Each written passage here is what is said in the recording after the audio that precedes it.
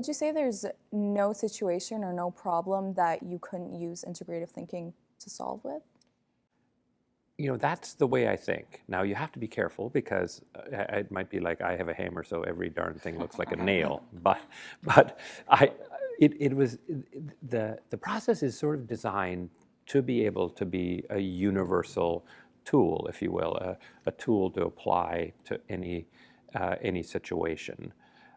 That having been said, when people ask me, "Gee, Roger, do you mean you have to sort of ponder deeply every last thing you do in life? Won't you drive yourself nuts and you'll be incredibly slow?"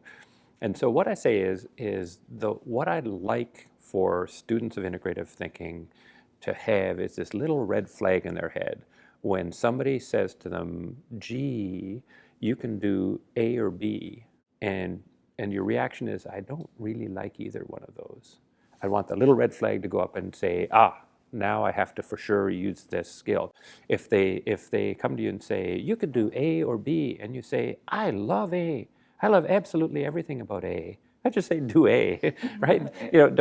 Don't spend a whole lot of time. Just do A. So that's where I sort of say you don't have to be obsessive about using this for everything, but it's when that little red flag goes up and says, "Oh, I'm being forced to choose between two things," or three or four, but let's just say two things that I don't really like either one of them, then I think it's in your interest. You'll be better off. You'll accomplish more if you stop and say, I'm not going to do that. And I honestly think a lot of young kids get into trouble in this modern, complicated kind of world when they feel like they're between a rock and a hard place. Do I? My friends are doing something that I kind of know they shouldn't be doing.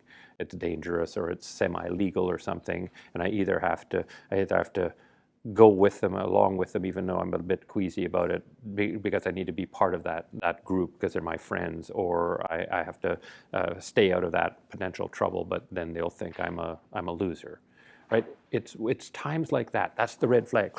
Red flag should go up, and I'd want that young person in that tough situation to say, can I use my integrative thinking skills to get to a better place than I'm now an outcast, or I've just gotten into trouble in a way that'll put a black mark on my record for a long time.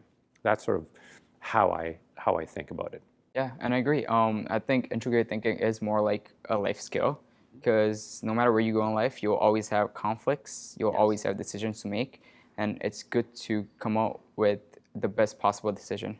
So the way I think about it is I don't want anybody to take integrative thinking on faith. That's why in how you were taught it, how were you taught it? Go to work on a real problem and see if this helps you. Because that's what I want. I want people to just feel very practical about it. So they try it, it works for them, okay, good, do more, rather than, I'm telling you, integrative thinking is the greatest thing since sliced bread, you should believe me. Yeah. I don't believe in that, and that's why there's some method behind the madness to how we do the teaching. We put you to work on a real problem that's from your kind of that's relevant to you in your life, so that you can just see for yourself, was this helpful or not.